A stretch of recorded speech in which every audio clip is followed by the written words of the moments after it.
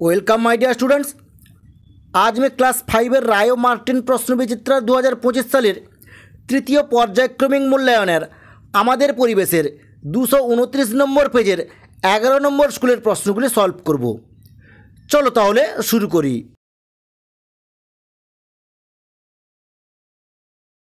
Class 5 राय Martin प्रश्न विचित्रार 229 number पेजेर 11 number स्कूलेर एकेर दिके गेছে सठिक उत्तरटी निर्वाचन करे लिखो।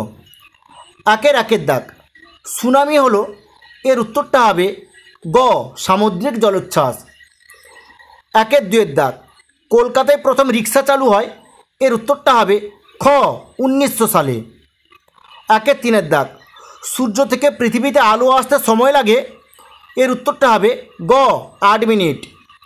एकेर चारेर दाग आमादेर देशे आगे लेखा हतो एर उत्तरटा हबे ग ताल पाताय। एकेर पाँचेर दाग एकटी परिवेश बान्धव परिवहन हलो एर उत्तरटा हबे ख साइकेल। एकेर छयेर दाग धूमकेतु देखते एर उत्तरटा हबे ख झाटार मतो।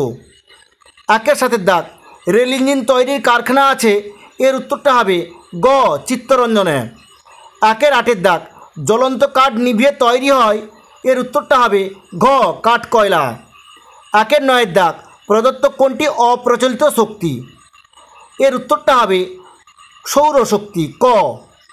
एकेर दशेर दाग चंद्रग्रहण हय एर उत्तरटा हबे ग पूर्णिमा तिथिते। एरपर देखो दुइয়ের दागे शून्यस्थान पूरण करो। दुइয়ের एकेर दागे टेलिस्कोप आविष्कार करान एर उत्तरटा हबे ग्यालिलियो ग्यालिली। दुइয়ের दागे भूटानेर काछे डैशे एकटी जलविद्युत केंद्र आछे एर उत्तरटा हबे झालंगे एकटी जलविद्युत केंद्र आछे। दुइয়ের तीनेर दाग नौका कोन दिके जाबे ता ठीक करते डैश व्यवहार करा हय एर उत्तरटा हबे हाल व्यवहार करा हय। दुइয়ের चारेर दाग डैश तारीख विश्व बयस्क अवमानना प्रतिरोध दिवस एर उत्तरटा हबे 15 जून।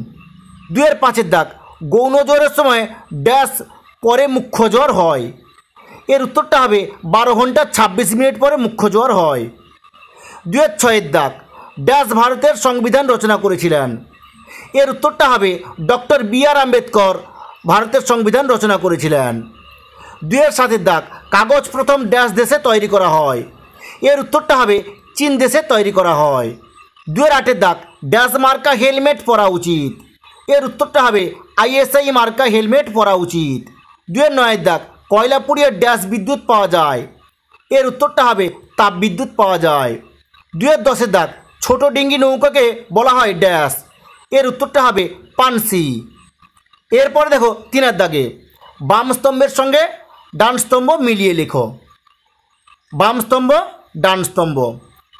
तीनेर एकेर दाग जैव सार एर उत्तरटा हबे ग गोबर।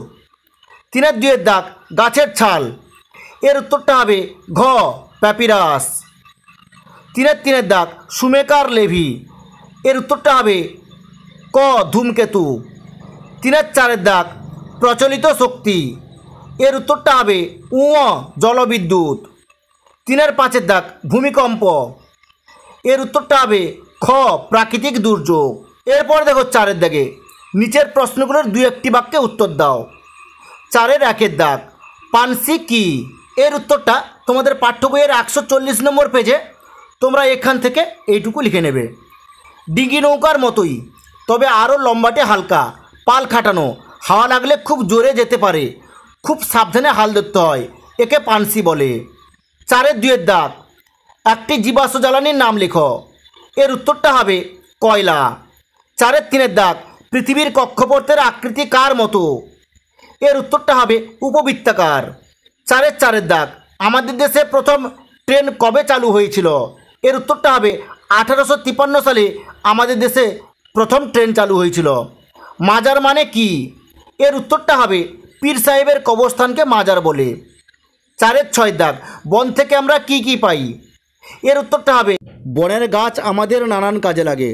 दरजा जानला टेबिल चेयार तो आछेई गाछेर छाल थेके मशला हय छाल थेके ओषुधो हय दড়ি तैरिर आँशो हय पाता लता थेकेও ओषुध हय। आगे गाछेर पातार उपर लेखा हतो এখনও গাছ থেকে কাগজ হয়।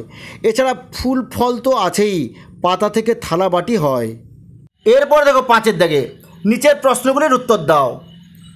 5-এর 1-এর দাগ, হাল কি? এর উত্তরটা হবে হাল অনেকটা সাইকেলের হ্যান্ডেলের মতো। নৌকা কোন দিকে যাবে তা ঠিক করবে হাল।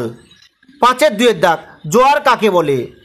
এর উত্তর হবে নদী বা সমুদ্রের জল বেড়ে যাওয়াকে জোয়ার বলে। 5-এর 3-এর দাগ, পূর্বাভাস কাকে বলে? এর উত্তরটা হবে ঝড় বৃষ্টি, বাতাসের ঠান্ডা গরম, হাওয়ার গতি এসবের বিষয়ে আগে থেকে জানানোকে বলে পূর্বাভাস। 5-এর 4-এর দাগ, বন্য ও পোষ্য প্রাণী কাকে বলে? এর উত্তরটা হবে বন্যপ্রাণী।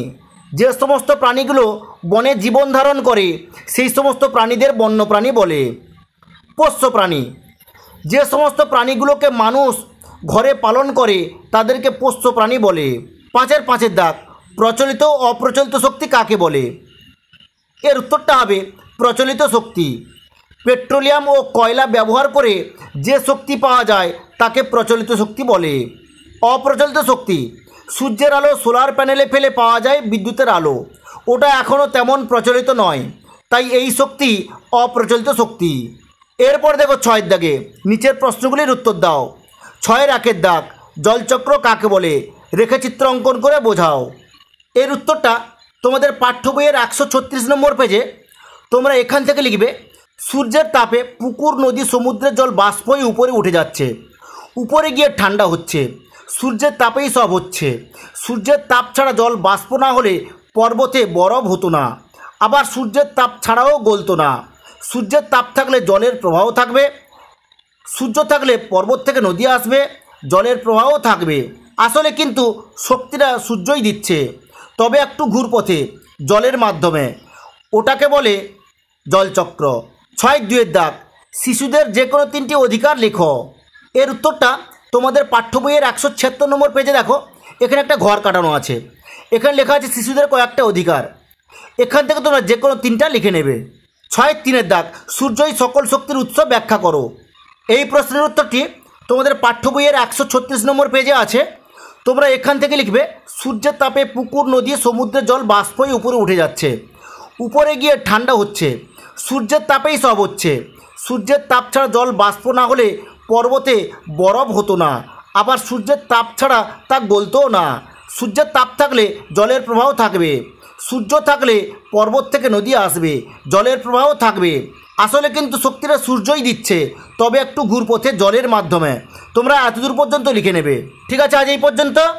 নেক্সট ভিডিওতে আমি 12 নম্বর স্কুলের প্রশ্নগুলি সলভ করব।